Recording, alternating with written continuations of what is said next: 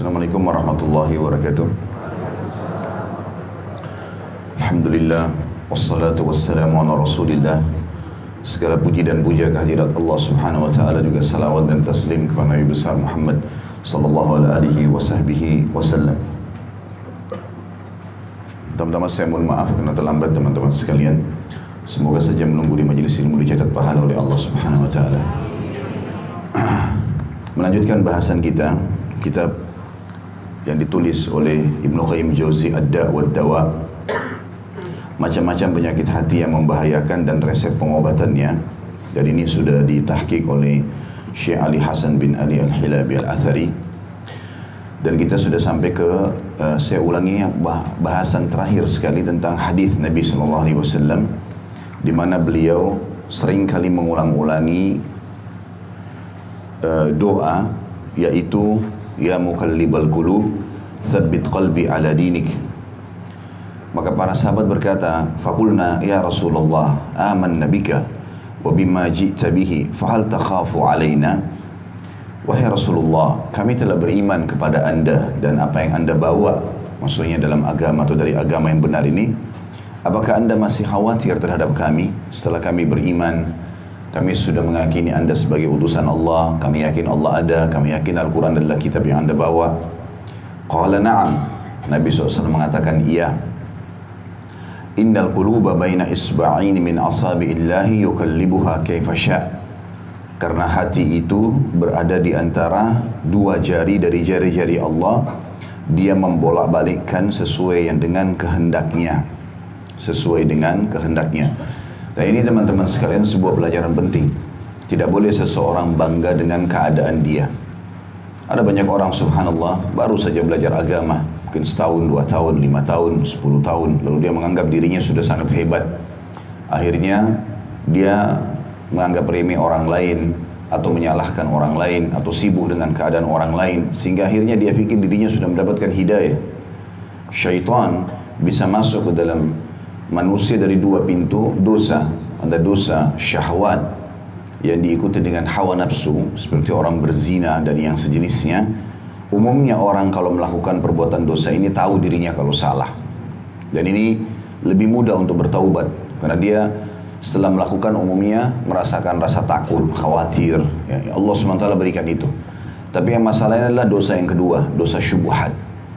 Orang tidak tahu kalau dirinya masuk dalam dosa. Ya, seperti halus sekali masalah gunjing, menggibah orang, memfitnah, ya, mengadu domba, mencaci maki, ya, mencari-cari aib orang. Ini semua halus sekali. Orang tidak sadar kalau dirinya sedang melakukan pelanggaran. Saya sering dapatkan informasi dari beberapa orang yang sedang melemparkan pertanyaan melalui kertas, mengatakan di antaranya sering terulang itu, Ustaz, kenapa ya kita sudah ada di majelis ilmu tapi masih saja di saf-saf ini ada yang gosip-gosip, ceritain tentang fulan, dan ini bahaya sekali. Ini dosa besar. Orang tidak sadar dirinya, dia pikir dalam majelis ilmu, tapi ternyata dia sedang berbuat dosa besar. Ya. Ini bahaya sekali, permainan syaitan. Sementara Nabi SAW mengatakan riba itu 73 pintu atau tingkatan. Yang paling rendah seperti seseorang berzina dengan ibunya sendiri. Dan yang paling tinggi setara dengan menghina atau menggibah seorang muslim. Jadi kalau riba yang paling tinggi berarti sama dengan 73 kali berzina dengan ibu sendiri, itu kan berat. Nah, menggibah orang muslim, gibah itu dasarnya aib itu ada padanya. Kita ceritakan, maka setara dengan tingkat atau pintu riba yang paling tinggi. Berapa banyak orang yang tidak sadar ini. Dia tidak sadar dirinya sedang berada di pintu-pintu neraka. Ini bahaya sekali. Makanya mengucapkan doa ini yang Nabi SAW sering ulangi, ya muqallibal qulub tsabbit qalbi ala dinik. Wahai yang membolak-balikkan hati, kokohkanlah hatiku dalam agama, maksudnya supaya aku menerimanya, memahami dan mengamalkannya dengan benar. Juga diikuti dengan istiqamah. Teman-teman faham nggak?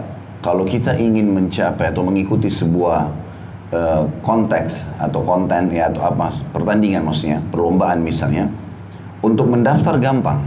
Atau orang mau kuliah, orang mau kerja, melamar gampang, mendaftar gampang. Kemudian kita menjadilah mahasiswa atau pegawai di satu kampus atau di satu perusahaan. Tapi yang penting, lebih penting daripada pendaftaran adalah mempertahankan itu. untuk ikut ke pertandingan, kemudian menjadi juara satu, itu mudah. Karena kita tinggal coba melakukan yang terbaik, kita bisa mencapai nomor satu. Tapi yang jadi masalah mempertahankannya itu.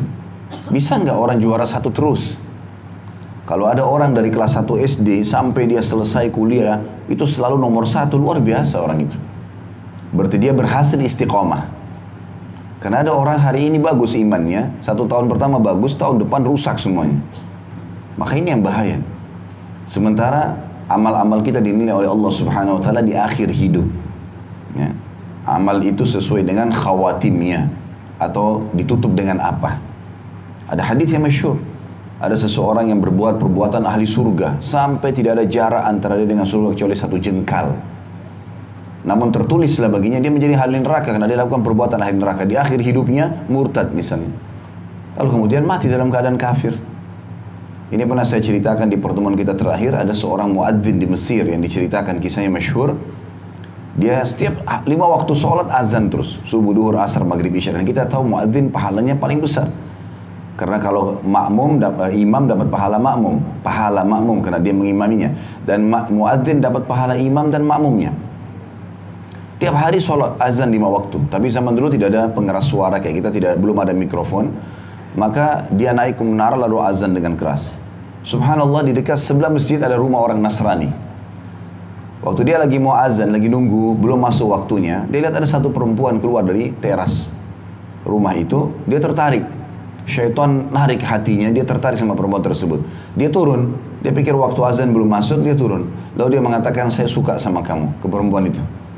Tiba-tiba dia mengucapkan kalimat itu. Perempuan itu mengatakan, ya, saya tidak mau main-main kalau soal seperti ini. Dia bilang, tidak, saya tidak main, saya ingin menikahi kamu. Lalu perempuan itu mengatakan, tapi saya Nasrani, kamu Muslim. Ya, lalu dia mengucapkan kalimat, dia mengatakan, kalau begitu saya masuk Kristen. Itu kisah nyata dinukil oleh para ulama kisahnya. Maka dia pun masuk Kristen, dia nikah sama perempuan tersebut, belum sempat berhubungan biologis, rupanya dia tinggal di rumah perempuan itu, di rumah mertuanya. Atap rumah mertuanya ini ada yang tergeser, ya. Dia butuh naik untuk memperbaiki, begitu dia naik, tergelincir, jatuh, kebentur kepalanya, mati. Mati dalam keadaan kufur. Ya. Banyak dinukil kisah seperti itu. Ada seseorang pergi berhubungan haram, berzina dengan seorang pelacur. Saking sukanya sama pelacur ini, tiap hari dia sama-sama mengeluarkan semua harta buat dia, tidak dinikahi. Satu waktu terlambat perempuan tersebut, pelacur, dia pergi sama laki-laki lain segala macam, terus dia kena merasa kehilangan perempuan ini, begitu datang, dia sujud di kakinya. Dia mengatakan, kemana saja kamu nggak datang, meninggal pada saat itu. Sujud kepada selain Allah Subhanahu Wa Taala. Dan sekian banyak orang yang seperti itu. Makanya yang penting teman-teman, istiqamah. Kalau kita sudah benar, berada di jalan yang benar, itu harusnya istiqomah. Mempertahankannya ini yang butuh perjuangan. Ya, kalau tidak kita bisa futur itu jauh dari agama nanti. Dan yang berbahaya tadi dosa syubhat itu. Pada saat kita menganggap diri kita benar, padahal kita salah. Itu bahaya. Ya, yang paling banyak ini terjun masalah ghibah, masalah fitnah, adu domba, yang mencari-cari aib orang. Ini semua tidak sadar. Hati-hati teman-teman. Kata Nabi SAW, siapa yang sengaja mencari-cari aib saudaranya muslim, Allah akan bongkar aibnya walaupun dalam rumahnya. Kuasa Allah Subhanahu Wa Taala. Ya. Harusnya seseorang itu istiqomah benar. Bagaimana kita menjaga itu? Sa'id bin Musayyab rahimahullah dikatakan dalam kisahnya, itu beliau tidak pernah ketinggalan sholat berjamaah 5 waktu di masjid 40 tahun. Ya. Dia ceritakan sendiri tentang dirinya, ini bukan riya, dia hanya menggambarkan. Dia mengatakan, saya selama 40 tahun tidak pernah ketinggalan takbiratul ihram pertama, imam. Subuh, duhur, asar, maghrib, isya, imam Allah Akbar, dia Allah Akbar. 40 tahun. Dan selama 40 tahun saya tidak pernah melihat kecuali pundak imam. Berarti di saf pertama di belakang imam. Mempertahankan itu yang penting. Bagaimana seseorang istiqamah dalam hal itu. Ini sudah faham riba haram, tapi masih terjerumus. Masih saja, padahal penampilannya sudah luar biasa. Tapi terjerumus dalam riba. Gitu. Menganggap itu tidak ada masalah, padahal riba berat. Misalnya. Atau apa sajalah pelanggaran agama yang masih dilakukan, apalagi dia menunda-nundanya, atau menunda tobatnya, sehingga akhirnya meninggal dalam keadaan seperti itu. Wa na'udzubillah, terjadilah su'ul khatimah. Ya. Aisyah juga pernah bertanya radhiyallahu anha kepada Nabi SAW, mengatakan, ya Rasulullah, kenapa anda sering kali saya dengar membaca doa ini, ya muqallibal qulub tsabbit qalbi ala dinik. Wahai yang membolak-balikkan hatiku, kokohkanlah hatiku di atas agamamu. Sementara anda telah diampuni dosa anda yang lalu dan yang akan datang. Sudah tidak ada salahnya lagi Nabi SAW. Dimaafkan, belum buat dosa sudah dimaafkan. Kata Nabi SAW, wahai Aisyah, apa yang bisa membuat aku tenang? Sementara hati manusia berada di antara jari-jari Allah, dia membolak-balikkan sesuai yang dia inginkan. Ya. Tentu Allah Subhanahu Wa Taala maha baik. Ya. Saking baiknya Allah, sampai orang berbuat dosa tidak langsung dihukum. Ya. Subhanallah, tidak ada orang, ya kata sebagian ulama ya, berbuat dosa di awal buat dosanya itu langsung Allah bongkar semuanya. Allah masih kasih kesempatan dia untuk bertaubat. Dalam sebuah hadis Bukhari kata Nabi SAW, tidak akan berzina seorang pezina sementara dia beriman. Maksudnya puncak imannya tinggi. Dan tidak akan mencuri seorang pencuri sementara puncak imannya tinggi. Atau dia dalam keadaan beriman. Tetapi taubat terus ditawarkan padanya. Artinya Allah SWT terus berikan dia penyesalan, dadanya sempit, merasa ketakutan, sumpah, supaya dia taubat. Kalau dia taubat, dia bernasuhah kepada Allah SWT, murni taubatnya kepada Allah, mengaku kesalahan. Kalau haknya orang dia kembalikan dalam bentuk materi, kalau berusakan citra dia meminta maaf dan memperbaiki citra orang itu, maka akan hilang rasa sumpah itu. Ya. Kuasa Allah Subhanahu Wa Taala. Teman-teman sekalian, yang diancamkan oleh Allah Subhanahu Wa Taala ini neraka. Bukan hal yang kecil. Sebuah tempat yang sangat besar, penuh dengan penyiksaan, tidak ada waktu untuk berhenti 24 jam. Bahkan malaikat Mikail dikatakan dalam riwayat di sini ya. Disebutkan juga dalam sebuah kitab ya, atau dalam hadis Anas bin Malik radhiyallahu anhu bahwasanya Rasulullah SAW berkata kepada Jibril, "Mali lam ara Mikaila dahikan atau dhahikan qat." Qala ma dahika mundu khulikatin nar. Mengapa aku belum pernah melihat malaikat Mikail tertawa? Wakilnya Jibril alaihissalam. Jibril berkata, ia tidak pernah tertawa semenjak neraka diciptakan. Dan di dalam Sahih Muslim, ini hadis sudah pernah kita sampaikan. Jadi kalau malaikat saja merasa seperti itu, yang sebenarnya mereka seperti Mikail, Jibril, ini kata sebagian ulama adalah makhluk-makhluk Allah Subhanahu Wa Taala yang Allah ciptakan, yang sifatnya memang abadi sudah Allah ciptakan mereka. Ya, karena sebagian pendapat ulama tafsir yang mengatakan firman Allah Subhanahu Wa Taala, illa man syaa Allah, ada potongan awal ayat tapi subhanallah saya terlupa sekarang. Tapi semua yang di muka bumi ini akan hancur, semua alam semesta yang hancur illa man syaa Allah, kecuali yang Allah inginkan. Nah, dikatakan yang illa man syaa Allah ini kata sebagian kecuali orang yang Allah inginkan tidak kena nanti tiupan sangkakala yang menghancurkan pada hari kiamat itu.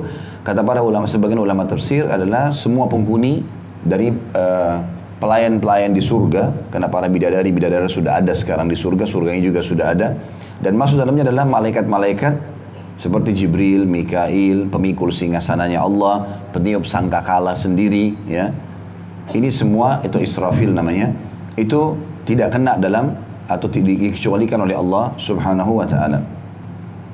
Tapi Mikail alaihissalam, walaupun dalam keadaan seperti itu, dia sudah tahu dan lihat neraka, maka dia pun tidak bisa tersenyum gara-gara itu.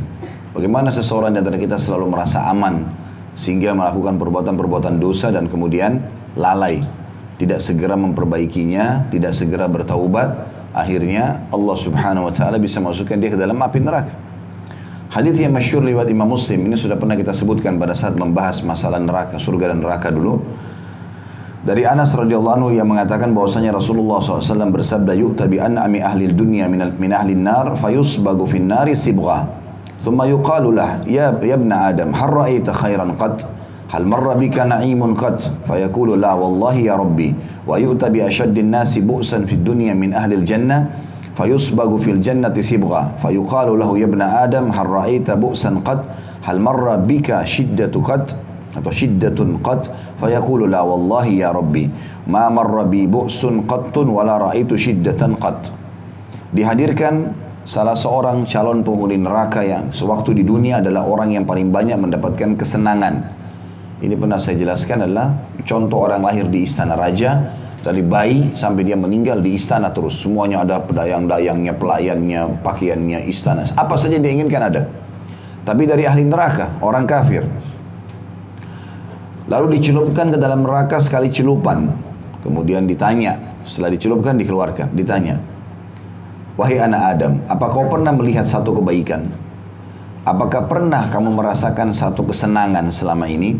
Maka spontan dia menjawab, demi Allah tidak pernah wahai Rabbku. Hilang semua kenikmatan dia 70 tahun, 60 tahun di istana. Makanan, minuman, taman-taman, pelayanan semua hilang. Selanjutnya, kata Nabi SAW, dihadirkan salah seorang calon penghuni surga yang sewaktu di dunia adalah orang yang paling sengsara. Anggap orang yang tidak tahu mau makan apa, mungkin sampai berhari-hari nggak makan, pakaiannya nggak bisa diganti karena miskin sekali, susah.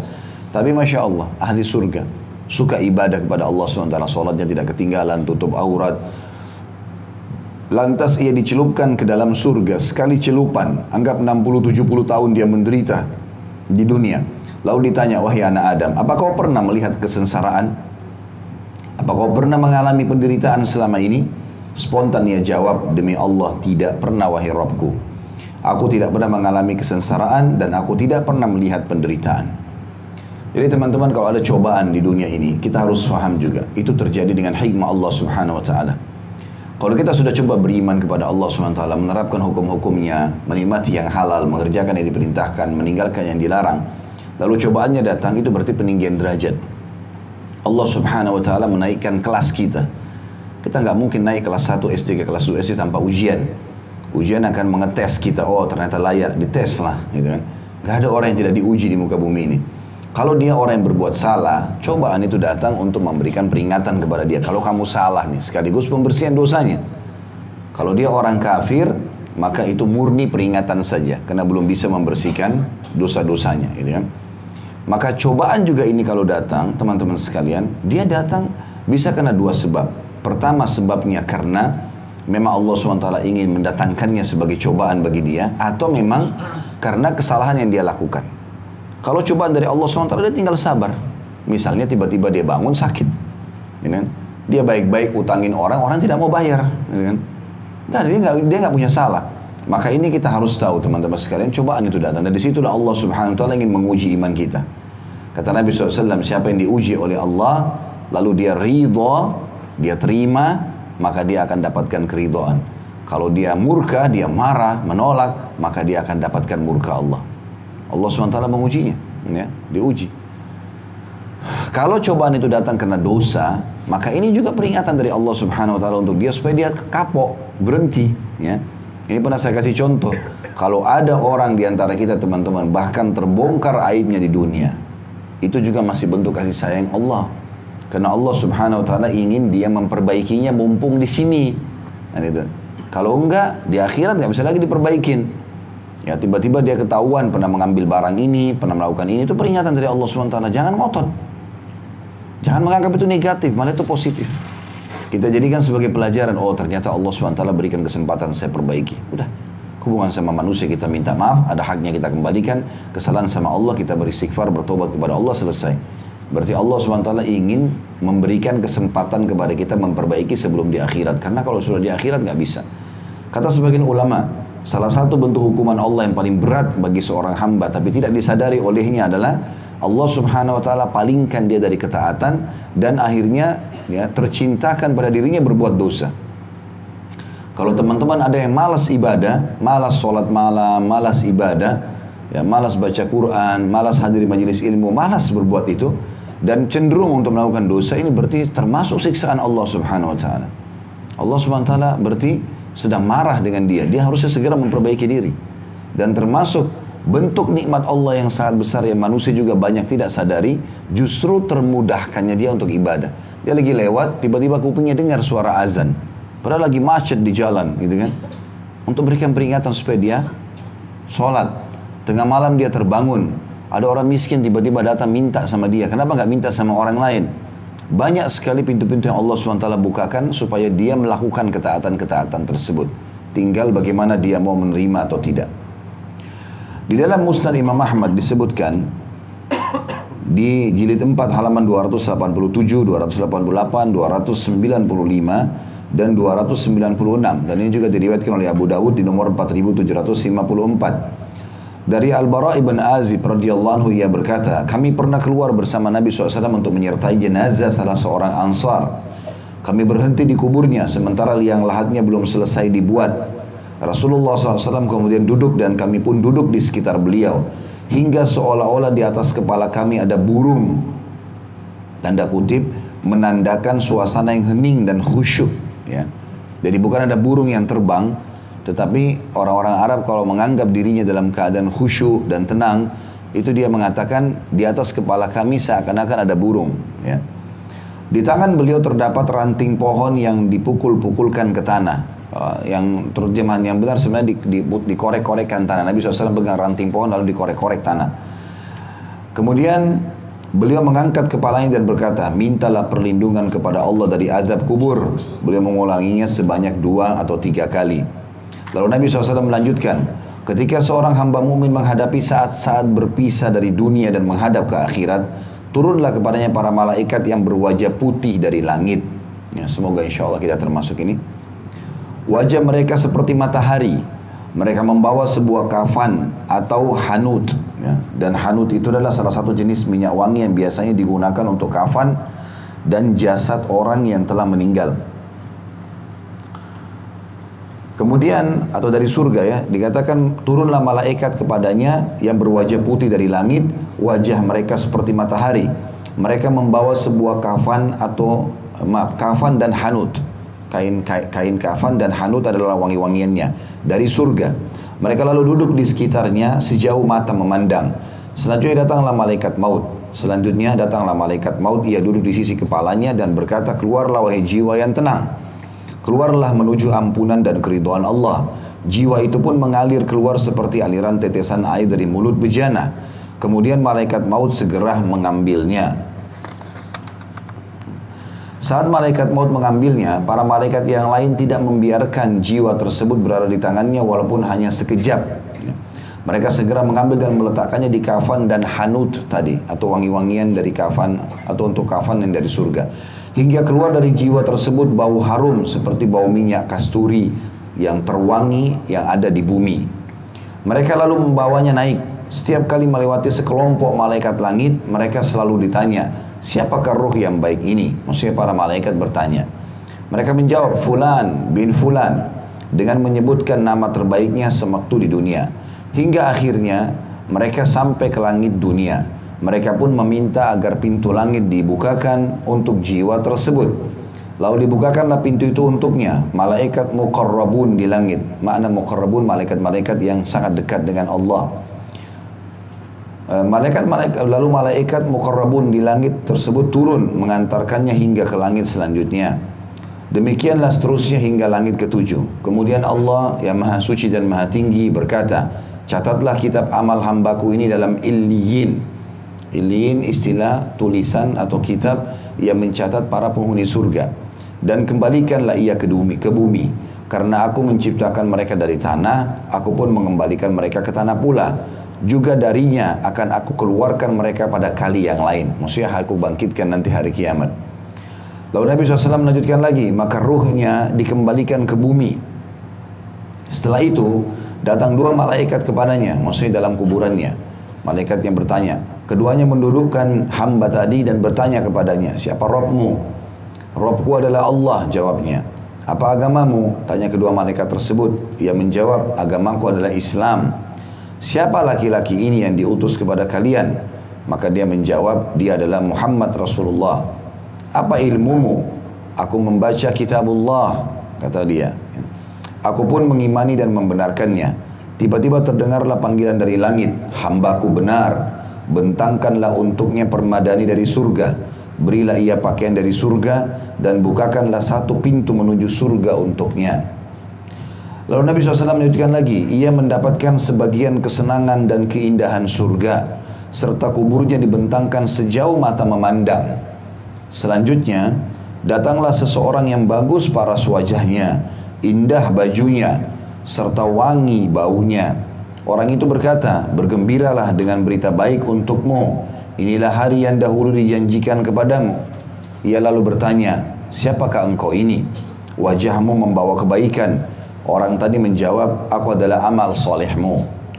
Lalu ia berkata, wahai Rabbku, segerakanlah hari kiamat. Segerakanlah hari kiamat hingga aku dapat kembali ke keluarga dan hartaku. Jadi 2 kali memang dia ulangi. Lalu Nabi SAW lanjutkan lagi hadisnya, jika orang kafir menghadapi saat-saat berpisah dari dunia, itu dari keadaan orang beriman, dan menuju menghadap akhirat, turunlah kepadanya para malaikat berwajah hitam dari langit. Mereka membawa kain kafan yang sangat jelek, lalu duduk di sekitarnya sejauh pandangan mata. Sesudah itu datanglah malaikat maut. Malaikat itu duduk di sisi kepalanya dan berkata, wahai jiwa yang hina, keluarlah kepada kemurkaan dan kemarahan Allah. Ruh tersebut justru tenggelam dalam jasadnya. Malaikat maut kemudian mencabutnya seperti mencabut batangan besi yang biasa dipakai untuk membakar daging dari jalinan benang wol yang basah, hingga malaikat itu mengambil ruh tersebut. Saat malaikat maut mengambilnya, para malaikat yang lain tidak membiarkannya walaupun hanya sekejap, maksudnya membawa kain kafan dari neraka tadi. Mereka segera mengambil dan meletakkannya pada kain kasar tadi. Muncullah bau yang amat busuk seperti bau bangkai terbusuk yang pernah ada di muka bumi. Mereka lalu membawanya naik ke langit.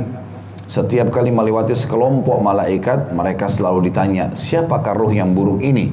Mereka menjawab, Fulan bin Fulan, dengan menyebutkan nama terjeleknya sewaktu di dunia.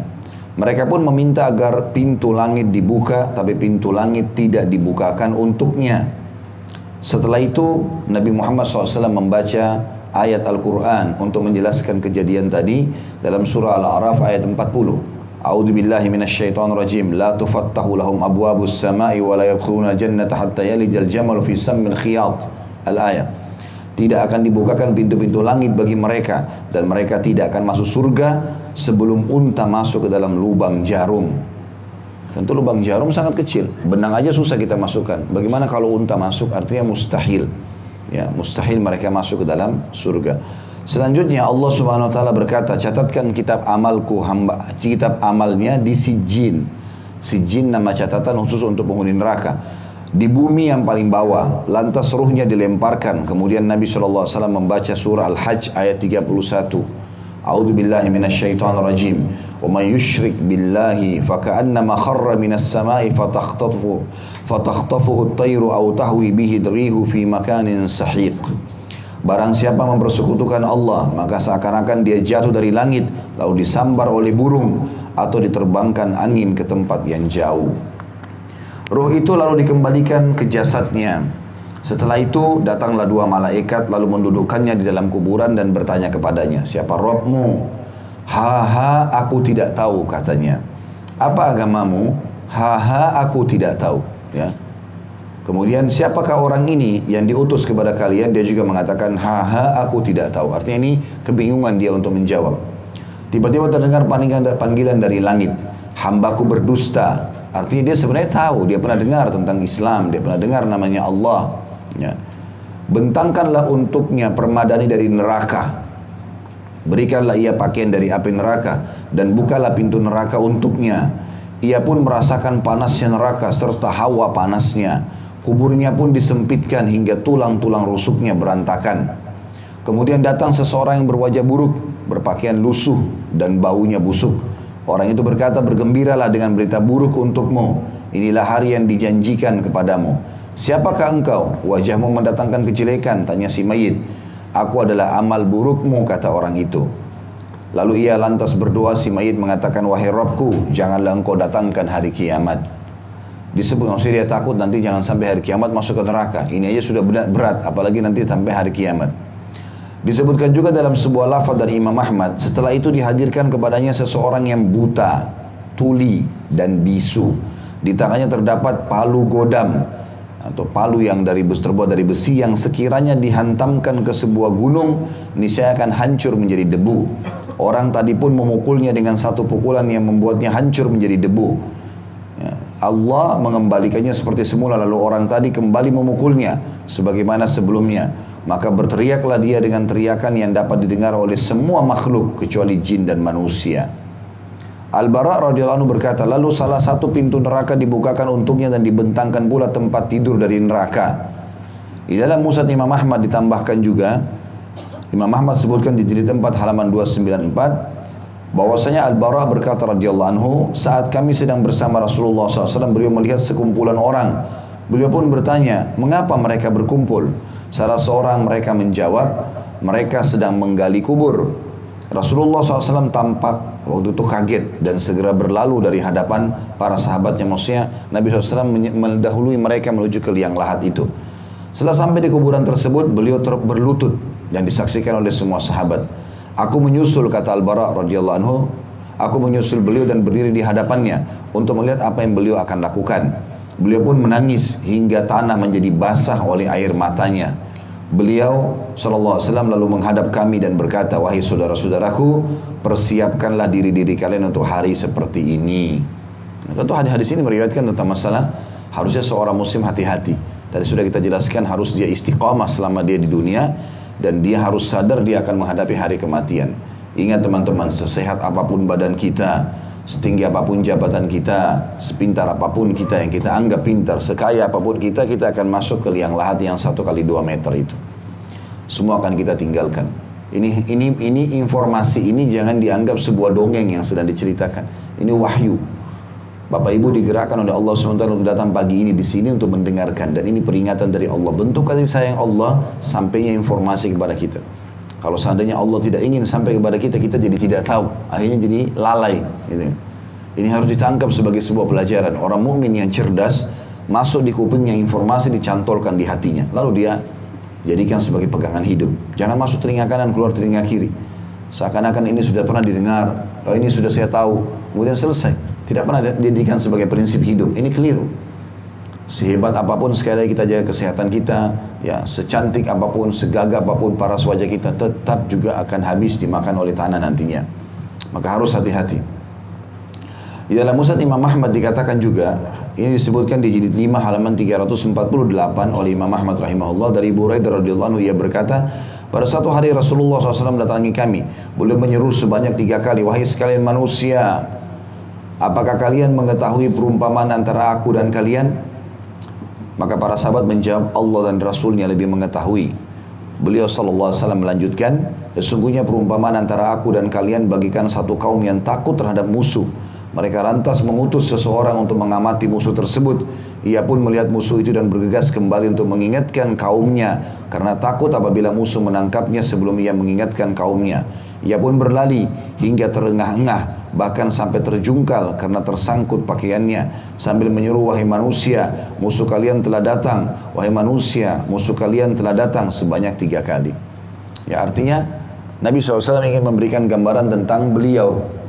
Dari Nabi SAW bukan hanya sekedar ditahu namanya, bukan hanya sekedar dikatakan, oh iya kami pernah tahu ada Nabi diutus, atau kita hanya sekedar mendengar, oh itu hadis Nabi, ya sudah didengar begitu saja. Bukan. Beliau kasih gambaran kepada para sahabat dan kita umatnya ini supaya faham. Perumpamaan aku dengan kalian ini seperti satu orang diutus oleh kaumnya. Kita ini komunitas manusia, utus satu orang memantau musuh. Ada musuh yang sangat luar biasa kuat. Lalu orang itu pergi dan menangkap informasi yang luar biasa. Ternyata musuh ini sangat kuat, bisa menghancurkan kita. Lalu dia pun kembali saking buru-burunya sampai dia terengah-engah dalam bernafas, bajunya sobek, terjungkal, bolak-balik. Nabi SAW memberikan gambaran ini, pemberi peringatan seperti beliau ini. Karena beliau sudah pergi ke langit, sudah bertemu dengan malaikat, sudah tahu semuanya. Apa yang Allah SWT ancamkan ini sudah tahu. Apa yang Allah SWT janjikan, ya ancamkan neraka dan siksaan. Dan apa yang Allah janjikan dari surga, Nabi SAW sudah lihat dengan mata kepalanya. Ya, seringkali Nabi SAW lagi cerita tentang surga, beliau seperti dilihatkan depan matanya. Cerita tentang neraka dilihatkan depan matanya. Jadi beliau gambarkan apa yang beliau lihat itu. Ya, Nabi SAW mengatakan, sekarang aku diperlihatkan, sekarang aku ditampakkan, dan seterusnya. Waktu Isra Mi'raj aku masuk, aku melihat, aku begini. Nabi SAW gambarkan. Sampai Nabi bilang, akulah memberi peringatan itu. Datang buru-buru kepada kalian, musuh kalian sudah dekat, musuh kalian sudah dekat. Artinya ini bahaya di depan. Nabi SAW ingin memberikan gambaran tentang harusnya kita memahami posisi beliau. Harus kita menerima ajarannya, menerapkan dalam hidup, istiqomah sampai ajal datang saja, selesai. Tugas kita itu, Pak. Dan luar biasanya dalam agama Islam, teman-teman, tidak ada kata-kata terlambat. Saya banyak dosa, Ustaz, 50 tahun buat dosa. Nggak apa-apa. Allah memaafkan semuanya. Allah Subhanahu wa ta'ala memaafkan seberat apapun dosa selama bapak ibu belum meninggal dunia. Ya, kata Nabi SAW, taubat seorang hamba diterima sebelum dia ruhnya sampai ke tenggorokannya.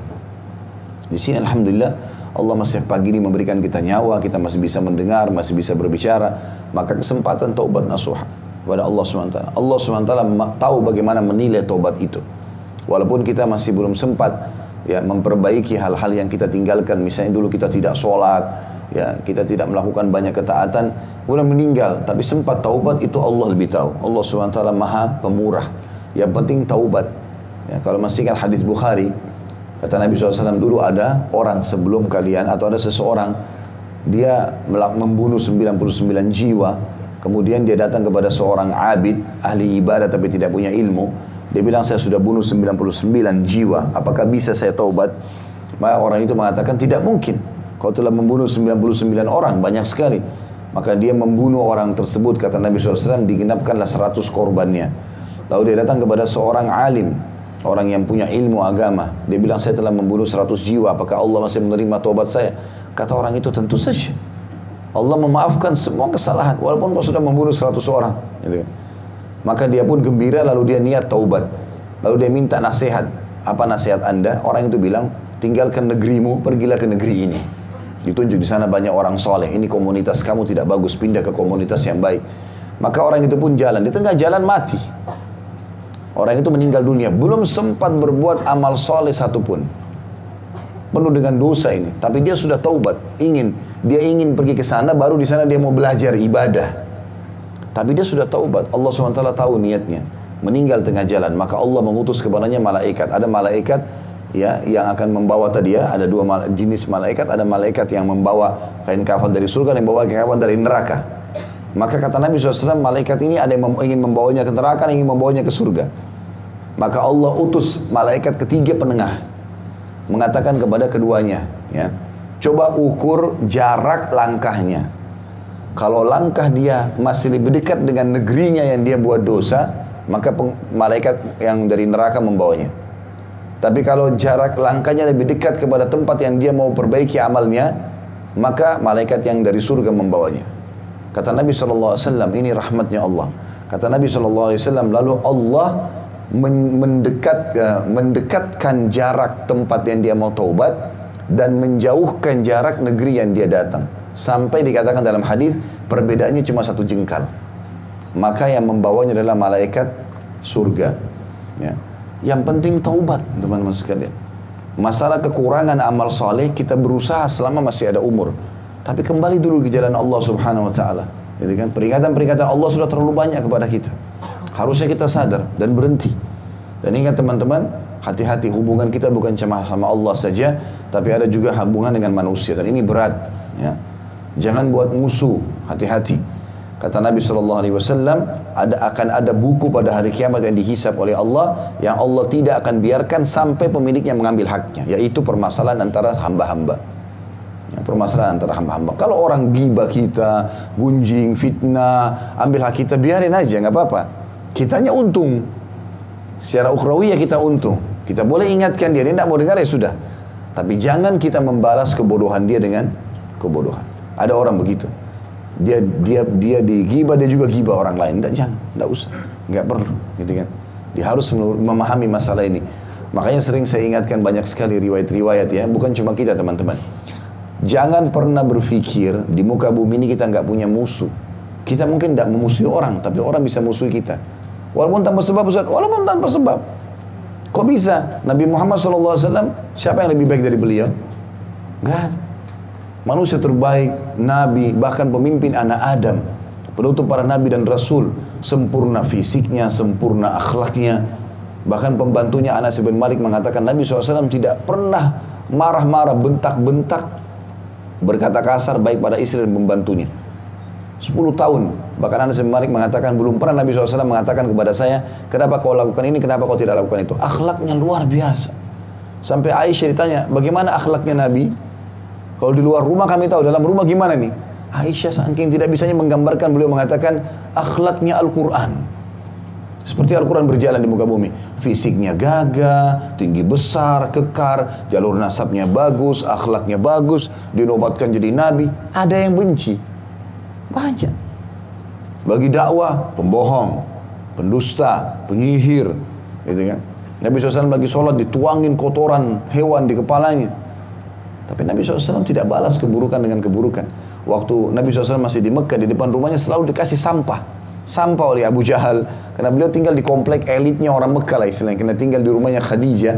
Khadijah radhiyallahu anha rumahnya di situ. Di komplek elit itu. Orang-orang kayak kawasan nomor satunya Mekah. Tetangga-tangganya Abu Jahal, Abu Lahab. Ya.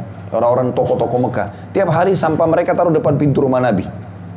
Nabi SAW keluar, setiap mau keluar tidak bisa lewat. Harus angkat sampah itu. Maka beliau angkat kotoran-kotoran tersebut sambil tersenyum mengatakan, beginikah kalian bermuamalah dengan tetangga? Coba kira-kira kalau bapak ibu temukan begitu apa yang dibuat? Ambil sampahnya, lempar ke rumahnya. Balas juga. Teman-teman, kita kalau mau menjadi orang biasa, gampang.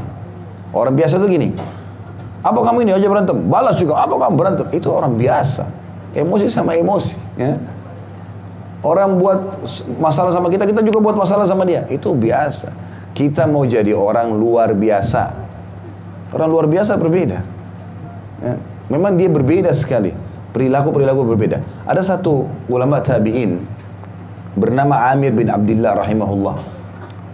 Amir bin Abdullah ini pernah jalan, saking, maaf ini kisahnya bukan Amir bin Abdullah, kisahnya Ahnaf bin Qais, sahabat Nabi radhiyallahu anhu.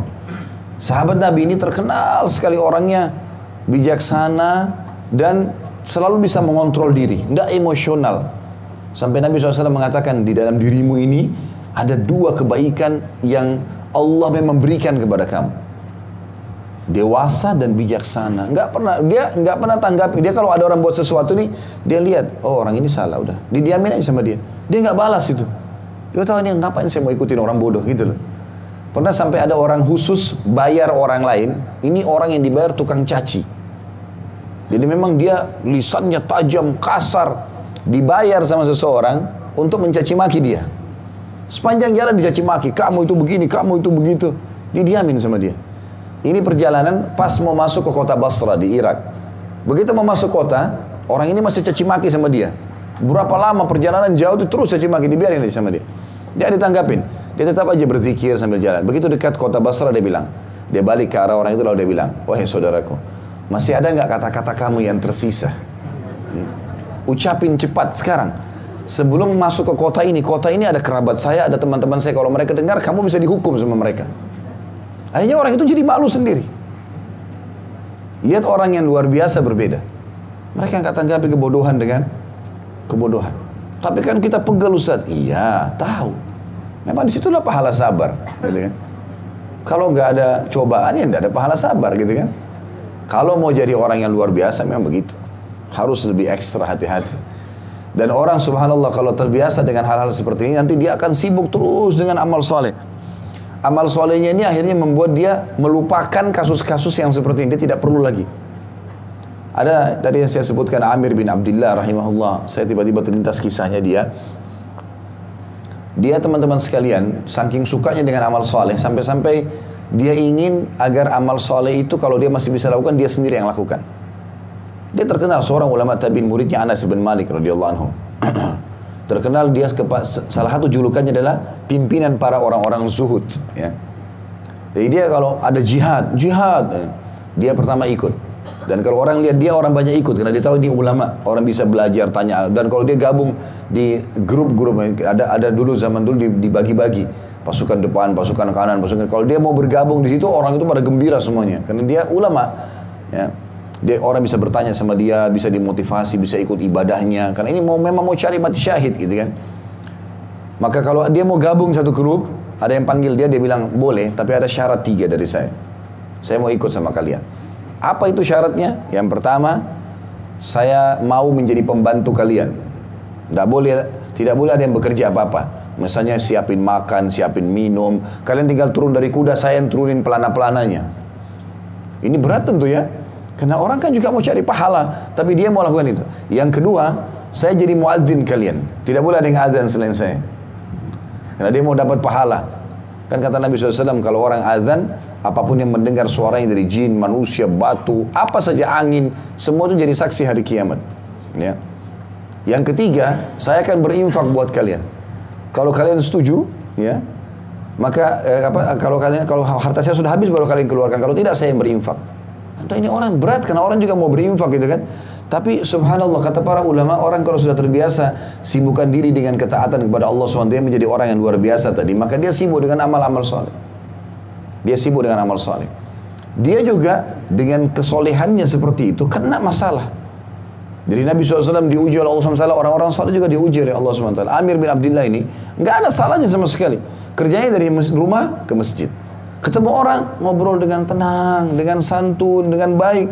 Nggak ada masalahnya. Subhanallah, satu waktu dia mau pergi pasar dari rumahnya, dia ketemu ada satu orang, disilakan dalam kisah ini dengan Raisus Syurta, jadi kepala polisi, gitu kan, kalau kita sekarang. Itu lagi nyeret satu orang, rupanya orang ini ahli dhimmah. Ahli dhimmah ini teman-teman, orang kafir di bawah naungan pemerintah Islam. Ya, jadi dia di bawah naungan pemerintah Islam, dan dia memang harus bayar jizyah.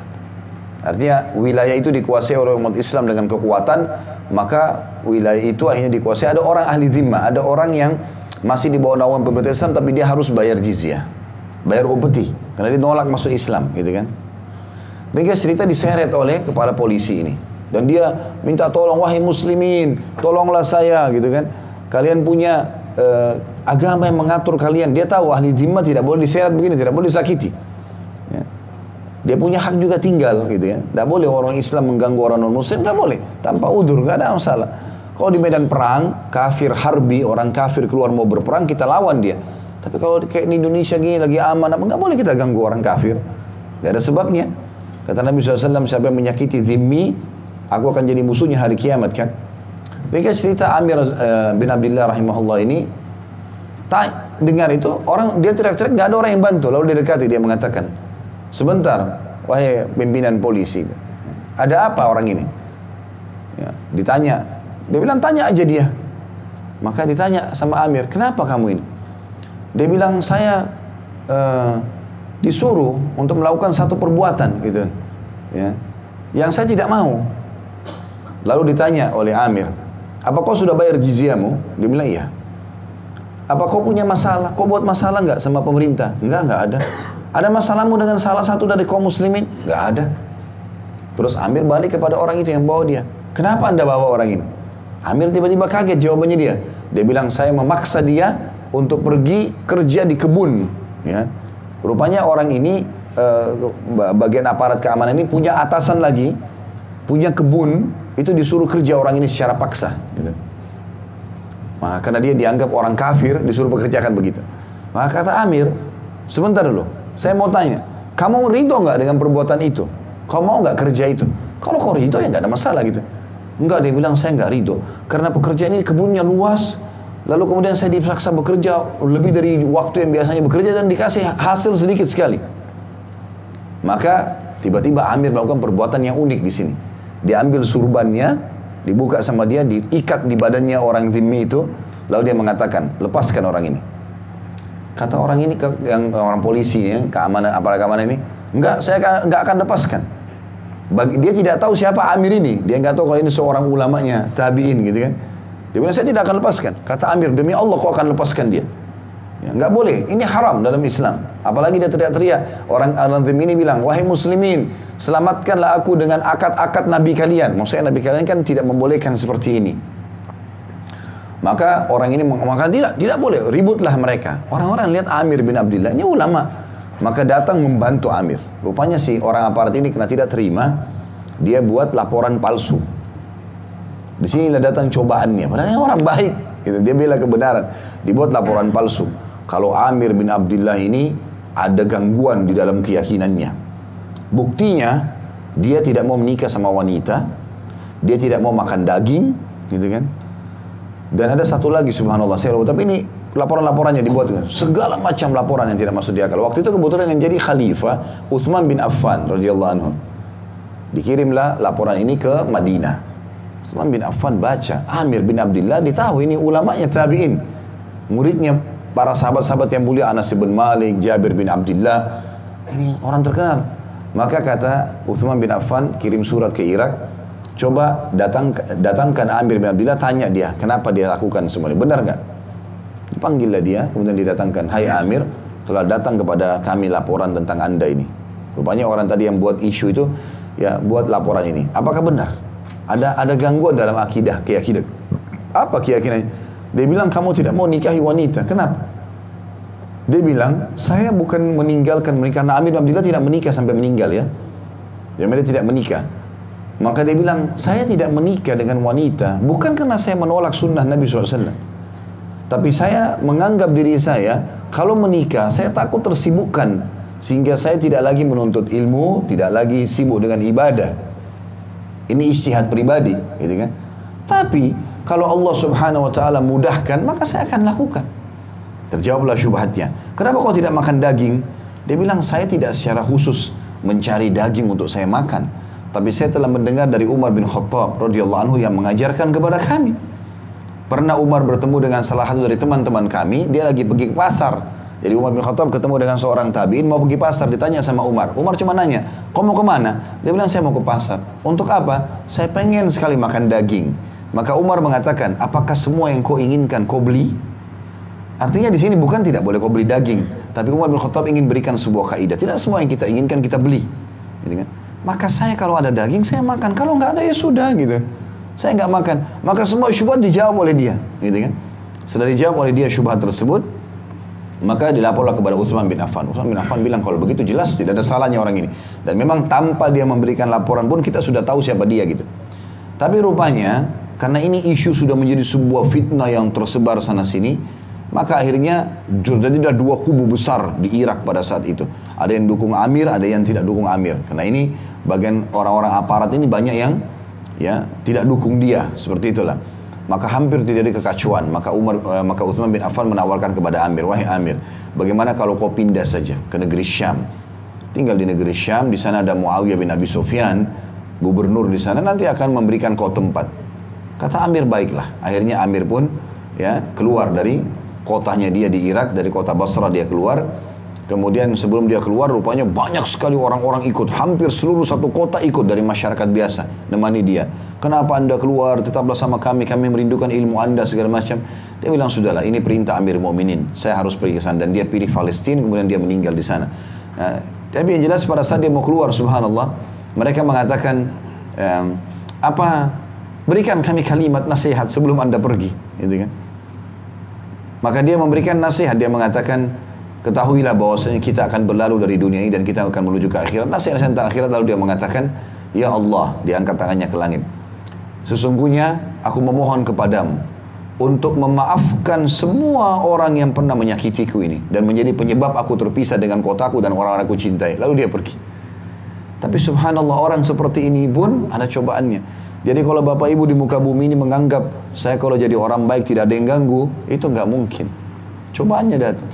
Yang penting kita bukan salah, kitanya benar. Ya, kita sabar dalam cobaan-cobaan yang seperti itu. Kemudian penulis mengangkat hadis yang lain di sini. Hadis tentang masalah salah satu jenis siksaan di api neraka ya.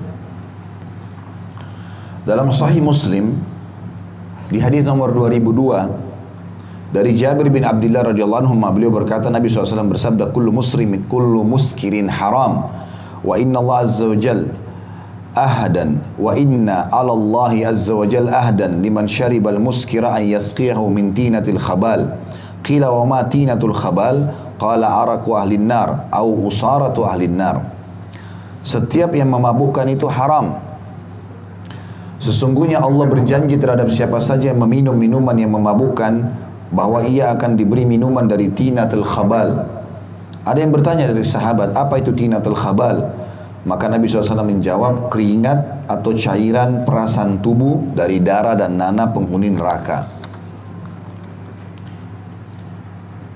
Hadis ini memberikan pelajaran kepada kita bahwasanya salah satu bentuk siksaan di neraka adalah diberikan minuman dan makanan dari darah dan nanah penghuni neraka. Dan itu dikarenakan karena seseorang melakukan pelanggaran dalam agama, di antaranya di sini adalah meminum atau mengkonsumsi sesuatu yang memabukkan. Dan yang dimaksud dengan khamr, teman-teman, ulama memberikan definisi kullu ma yukhammirul akal. Semua yang mengalihkan akal dari batas atau garis normalnya, maka namanya khamr.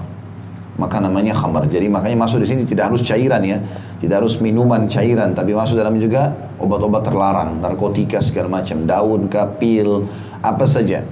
Pokoknya dia memabukkan maka akan masuk dalam yang haram. Ini sekaligus juga saya ingatkan teman-teman, kalau mengkonsumsi obat pun harus jauh dari hal-hal yang haram. Ya. Karena Nabi SAW mengatakan dalam hadis yang lain, Allah tidak akan memberikan kesembuhan terhadap kalian atau bagi kalian dari hal-hal yang ia haramkan. Ya, jadi kalau beli obat batuk, terutama kan apalagi sekarang mau masuk musim hujan, kan ada batuk, ada flu, hindari obat-obat yang beralkohol. Ya, karena di apotek itu sering kali begitu. Kalau main beli saja obat batuk ternyata ada alkoholnya. Minta obat yang tidak ada alkoholnya. Karena dasarnya alkohol kalau dikonsumsi kalau banyak memabukkan. Dan Nabi SAW mengatakan dalam sebuah hadis, ma'askara kathiru faqalilu haram. Kalau dikonsumsi banyak memabukkan maka sedikitnya haram. Kalau minum satu gentong alkohol mabuk nggak? Nah, berarti setetesnya haram, nggak boleh. Ya, walaupun itu dikatakan istilahnya dipakai dalam obat, ya nggak boleh. Karena Nabi SAW mengatakan Allah tidak jadikan kesembuhan kalian dari hal-hal yang ia haramkan. Dan teman-teman coba kembali, pernah kita jelaskan juga masalah itu ya, kembali kepada pengobatan-pengobatan nabawi. Ya, pengobatan nabawi, habbatus sauda, madu. Nabi SAW sudah mengatakan kesembuhan pasti ada pada 3. Itu dipastikan oleh Nabi SAW. Yang pertama adalah konsumsi madu, yang kedua bekam, yang ketiga kai. Kai menggunakan besi panas yang dikagetkan atau ditempelkan di tempat yang sakit. Tapi kai ini, ya, kata Nabi SAW, dan aku melarang umatku menggunakan kai. Dalam riwayat dikatakan jadikan kai pengobatan terakhir kalian. Jadi teman-teman tiap hari konsumsi madu saja walaupun cuma 1 sendok. Ya, itu insya Allah akan menjadi sesuatu yang akan menameng nanti, akan menahan penyakit-penyakit yang datang insya Allah. Begitu juga dengan rutin bekam. Ini semua obat-obat gitu, yang harusnya kita lakukan. Jadi kita hindari jangan sampai terjadi hal-hal yang haram. Ya, termasuk masalah pengobatan. Karena pernah ada salah satu kerabat kami begitu ya. Jadi rupanya dia ada penyakit entah apa di perutnya, seringkali kalau datang kejang. Ya, saya pasti di rumah sakit baru selesai disuntik gitu. Baru ditanyakan oleh anaknya mengatakan, Ustaz bagaimana nih? Tadi ibu kami terpaksa harus disuntik. Kenapa? Karena perutnya kejang. Dan itu ternyata dari babi. Ini tidak boleh, haram. Kata dokter nggak ada obatnya kecuali itu. Oh nggak bisa. Tetap hukum syar'i nggak boleh, gitu kan? Nggak boleh. Teman-teman juga bisa gunakan ruqyah syariah. Ya, ruqyah syariah itu tidak harus orang kesurupan, kena syaitan, kena sihir, kerasukan syaitan, ya, atau kena racun. Tapi semua jenis penyakit bisa diobati dengan ruqyah. Karena Allah mengatakan Al-Quran itu syifa, obat untuk semua penyakit di situ. Maka harus dihindari ini ya. Kalau dalam pengobatan aja tidak boleh, apalagi kalau konsumsi umumnya. Ya. Bagi yang sudah pernah melakukan taubat kepada Allah SWT. Karena ancaman meminum dan makan dari darah dan nananya penghuni neraka ini, kalau orang terus saja mabuk, meninggal tidak sempat taubat. Dan alhamdulillah masih ada gantinya yang lain kan. Ada susu sehat, ada madu, ada sirup, ada air putih. Ya. Kemudian selanjutnya menulis juga mengangkat hadis yang lain riwayat Imam Ahmad dalam Musnad, disebutkan di jilid 5 halaman 173. Abi Dzar radhiyallahu anhu berkata, Rasulullah SAW bersabda, Inni ara ma la tarawun wa asma'u ma la tasma'un, attatis sama' wa haqqa laha an ta'itta ma fiha mawdi'u 4 asabi'a illa wa alayhi malakun sajid law ta'lamuna ma 'alamu la dahiktum qalilan wa la bakaytum kathira وما تلذذتم بالنساء على الفرش ولا خرجتم إلى الصعودات تجعرون إلى الله عز وجل. Sungguh kata Nabi SAW, aku benar-benar melihat apa yang tidak kalian lihat. Artinya Allah perlihatkan kepadaku dari nikmat-nikmat Allah dan dari siksaan-siksaan Allah. Dan aku mendengar apa yang kalian tidak dengar. Allah berikan aku mendengar apa-apa yang kalian tidak dengar. Salah satu yang aku dengar, kata Nabi SAW, adalah langit mengeluarkan suara semacam rintihan. Dan ia memang berhak untuk itu. Maksudnya pantas dia mengeluarkan itu. Ada putun nomor 81 bagi yang pegang buku di bawah, dituliskan Ibnu Athir menyebutkan dalam kitab An-Nihaya. Maksudnya adalah banyaknya malaikat di langit memberatkan langit tersebut sehingga terdengar suara semacam rintihan. Dikatakan langit mengeluarkan semacam rintihan dan ia memang berhak untuk itu. Kenapa? Karena tidaklah di dalamnya atau di atas langit itu terdapat satu tempat sebesar 4 jari manusia, melainkan terdapat malaikat yang sedang sujud. Sekiranya kalian mengetahui apa yang aku ketahui, niscaya kalian benar-benar akan sedikit tertawa, banyak menangis, tidak akan bersenang-senang dengan wanita di atas tempat tidur, dan kalian akan keluar ke jalan-jalan untuk memohon pertolongan kepada Allah Subhanahu wa taala. Abi Dzar berkata, aku ingin menjadi sebatang pohon yang ditebang. Dan juga dalam Musnad Imam Ahmad disebutkan juga hadis di nomor jilid 5 halaman 407 dari hadis Hudzaifah radhiyallahu anhu, beliau berkata, kami pernah mengiringi sebuah jenazah bersama Rasulullah SAW. Setibanya di kuburan, beliau duduk di tepinya dan berkali-kali melihat ke dalam kuburan tersebut. Lalu beliau bersabda, yudghatul mu'minu fihi dadgatan tazulu minha hamailuh wa yumla'u 'alal kafiri nara. Di dalam kubur, orang mukmin dihimpit dengan satu himpitan yang menghancurkan urat-urat kedua betisnya atau testisnya. Sedangkan kuburan orang kafir dipenuhi dengan api. Arti daripada al-hamail adalah urat-urat kedua testisnya di sini disebutkan. Dari hadis-hadis ini, sebelum kita lanjutkan, dari hadis tadi yang pertama dikatakan, kita ambil pelajaran, kalau kalian mengetahui apa yang aku ketahui, maka kalian akan ketawa atau kalian akan menangis banyak dan ketawa sedikit. Ini sebenarnya bukan berarti orang tidak boleh tertawa atau tersenyum. Tetapi dalam Islam memang lebih banyak seseorang muslim itu menghadapi hidupnya dengan serius, ya, dengan konsentrasi, dengan khusyuk, dengan betul-betul mengejar apa yang Allah Subhanahu wa taala janjikan, gitu kan. Karena orang juga kalau terlalu banyak bercanda, ketawa, nanti akhirnya membuat dianya lalai, hatinya bisa mati, ya. Orang kalau selalu tertawa, akhirnya dalam sholat pun bisa tertawa, ya. Pada saat baca Quran pun mungkin dia akan tertawa. Pada saat mungkin ngantar jenazah dia masih bisa bercanda. Ada saatnya, ada tempatnya. Ada saatnya orang tertawa di tempatnya. Nabi SAW tertawa dengan para sahabat. Tapi kalau serius ya serius, gitu kan. Karena ada hal-hal teman-teman tidak bisa kita ikuti dengan tertawa. Orang kalau bicara masalah kuburan, masalah kematian, masalah akhirat, memang saatnya orang serius, gitu kan. Makanya Nabi SAW ingatkan, kalau kalian tahu apa yang aku tahu, maka kalian otomatis akan menangis banyak dan tertawa sedikit, ya.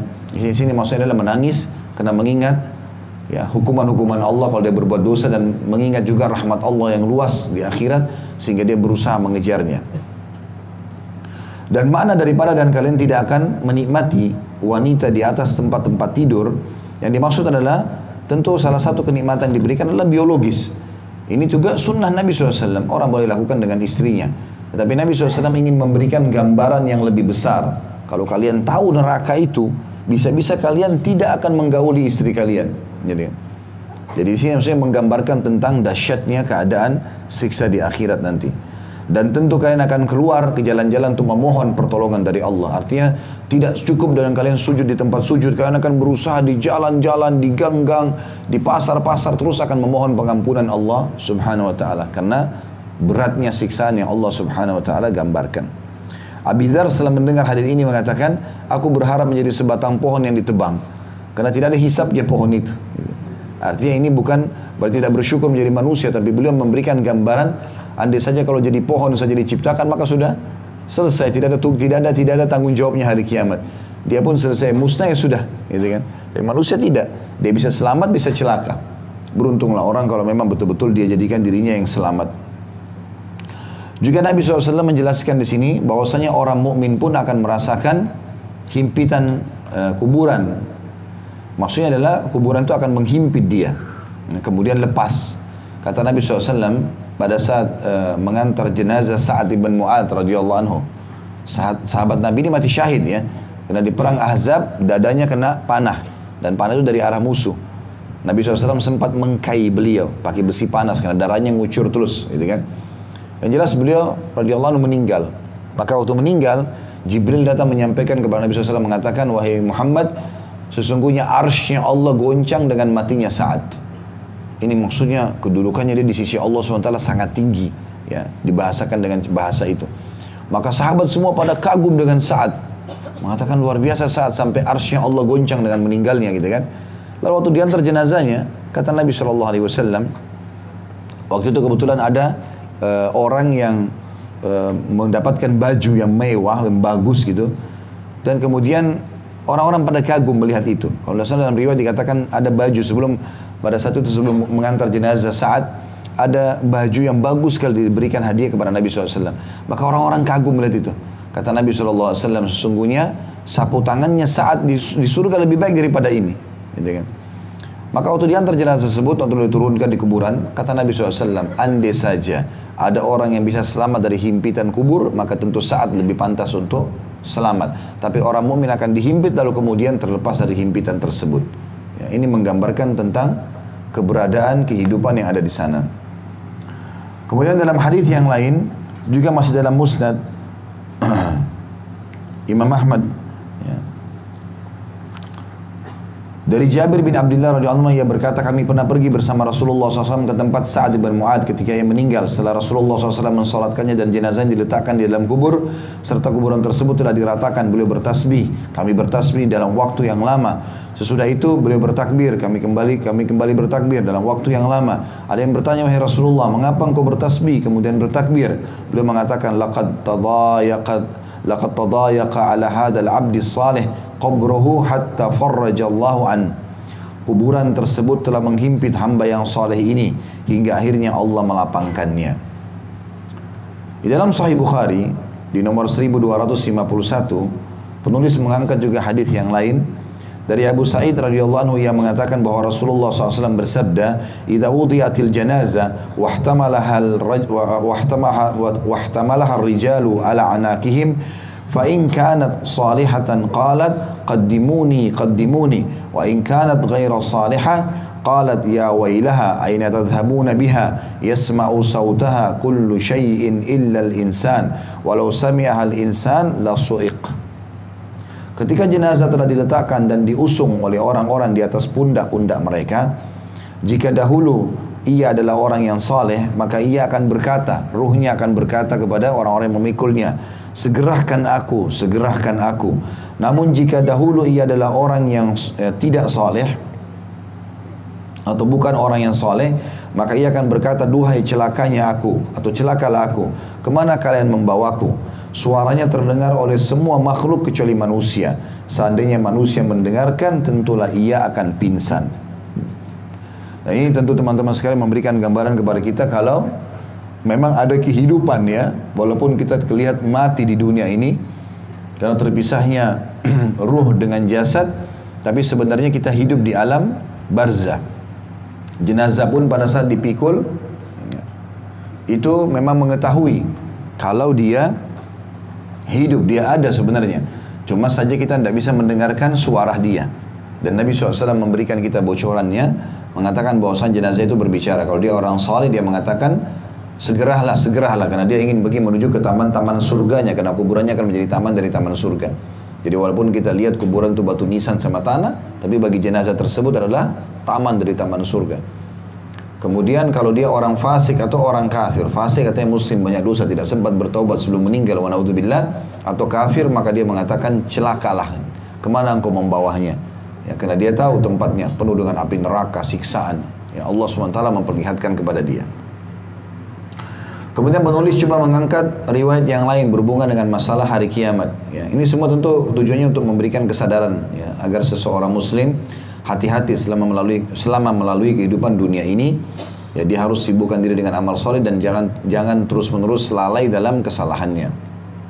Dalam Musnad Imam Ahmad disebutkan juga di jilid 5 halaman 254 dari Abu Umamah radhiyallahu anhu, ia berkata, Rasulullah SAW bersabda, tadnu syamsu yawmal qiyamati ala qadri mil wa yuzadu fi harriha kada wa kada tagli minha ar-ru'usu kama tagli al-kudur ya'rakuna fiha ala qadri khatayahum minhum man yablughu ila ka'bayhi wa minhum man yablughu ila saqayhi wa minhum man yablughu ila wasatihi wa minhum man yaljimuhul araq.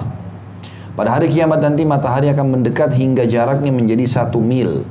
Panasnya akan ditambah sekian dan sekian, kata Nabi SAW. Kepala-kepala mendidih seperti panci yang mendidih. Orang-orang mengeluarkan keringat sesuai dengan dosa-dosa mereka. Ada yang sampai mata kakinya, ada yang sampai kedua betisnya, ada pula yang sampai separuh tubuhnya atau perutnya, dan ada yang sampai ke mulutnya. Di sini hadits ini memberikan pelajaran kepada kita tentang keadaan adanya hisab pada hari kiamat dan ada kebangkitan. Maka seseorang di antara kita harus hati-hati. Dan Umar bin Khattab mengingatkan kepada kita, hasibu anfusakum qabla an tuhasabu. Ya. Wazinuha qabla an tuzanu, ya. Dikatakan dalam terjemahannya adalah hisablah diri kalian sebelum kalian dihisab nanti. Jadi setiap hari Umar bin Khattab lalu menyuruh kita agar bermuhasabah. Hari ini perbuatannya apa saja nih, amalnya apa saja gitu ya. Jadi dia berusaha bermuhasabah. Kalau baik maka dia bersyukur dan dia pertahankan keesokan harinya. Kalau itu buruk dia bertaubat kepada Allah Subhanahu wa taala ya, supaya dia tidak membawanya. Dan timbanglah amal-amal kalian sebelum ditimbang nanti pada hari kiamat, karena di hari kiamat sudah susah untuk kita memperbaikinya. Maka seseorang harus hati-hati. Yang dimaksud juga dalam hadis ini, jarak matahari pada hari kiamat 1 mil. Ini pernah saya jelaskan pada saat memaparkan masalah surga dan neraka. Perawi hadis atau sahabat yang meriwayatkan hadis ini berkata, saya tidak tahu mil itu yang dimaksud adalah 1 mil yang 1,5 kilometer, atau 1 mil adalah mil yang dimaksud celak atau kayu celak yang dipakai untuk meletakkan celak di mata orang. Orang Arab juga membahasakan mil itu kayu celak yang sudah hampir kena dengan bulu mata, maka diistilahkan dengan mil. Kata perawi hadis, saya tidak tahu yang dimaksud 1 mil jarak yang 1,5 kilometer, ataupun yang dimaksud adalah 1 mil dekat mata, sehingga akhirnya membuat manusia keringat pada saat itu, dan keringatnya akan keluar dengan hikmah Allah sesuai dengan kadar dosanya. Ya, kalau makin banyak dosa maka makin tenggelam dengan keringatnya sendiri. Ada yang sampai mata kaki, ada yang sampai betis, ada yang sampai perut, ada yang tenggelam dengan keringat dia sendiri. Dan dalam beberapa riwayat dikatakan Allahu a'lam berapa lama. Allahu a'lam berapa lama. Riwayat yang lain juga diangkat oleh penulis adalah riwayat Imam Ahmad juga dalam Musnad dari Ibnu Abbas radhiyallahu anhu dari Nabi SAW bahwasanya beliau bersabda, kaifa an'amu wa sahibul qarni kad intaqamal qarn wa hana jabhatahu yastami'u mata yu'maru fayanfukh. Faqala ashabu kaifa naqul? Qala qulu hasbunallahu wa ni'mal wakil, 'ala Allahi tawakkalna. Bagaimana mungkin aku hidup tenang atau senang, kata Nabi SAW, sedangkan pemilik sangkakala malaikat Israfil telah siap meniup sangkakala di mulutnya. Dahinya menunduk, ia mendengarkan secara sesama kapan yang diperintahkan untuk meniupnya. Para sahabat bertanya, apa yang kami ucapkan ya Rasulullah? Kalau begitu, kalau anda saja takut seperti ini, bagaimana dengan kami? Apa yang harus kami ucapkan? Kata Nabi SAW, ucapkan hasbunallah wa ni'mal wakil, hasbunallah wa ni'mal wakil, 'ala Allahi tawakkalna. Cukuplah Allah bagi kami, hasbunallah wa ni'mal wakil, dan dia sebaik-baik penolong, 'ala Allahi tawakkalna, kepada Tuhan kami lah kami bertawakal. Ya, karena teman-teman sekalian, kita kalau mau mengandalkan amal kita sangat kecil, sedikit sekali. Makanya kita harus kembalikan kepada Allah Subhanahu wa ta'ala dan kita bertawakal atas semua amal yang kita lakukan ya. Baik, maaf sudah jam 11 karena duhur sekarang lebih cepat ya, setengah 12 lebih, maka kita cukupkan insyaAllah sampai sini. Semoga apa yang kita bahas hari ini bermanfaat buat kita semua dan jadikan sebagai tambahan amal kita pada hari kiamat. Semoga seluruh amal yang pernah kita kerjakan, yang sedang kita kerjakan, yang akan kita kerjakan semuanya diterima dengan pahala yang sempurna. Dan semoga seluruh dosa yang pernah kita kerjakan, sengaja tidak sengaja, kecil ataupun besar, samar ataupun nyata, semuanya diganti oleh Allah SWT dengan kemahamurahannya menjadi pahala. Dan semoga Allah menyatukan kita semua di surga firdausnya tanpa hisab, menyatukan kita dalam majlis ilmu yang mulia ini. Subhanakallahumma bihamdika, asyhadu an la ilaha illa anta astaghfiruka wa atubu ilaik. Wassalamualaikum warahmatullahi wabarakatuh.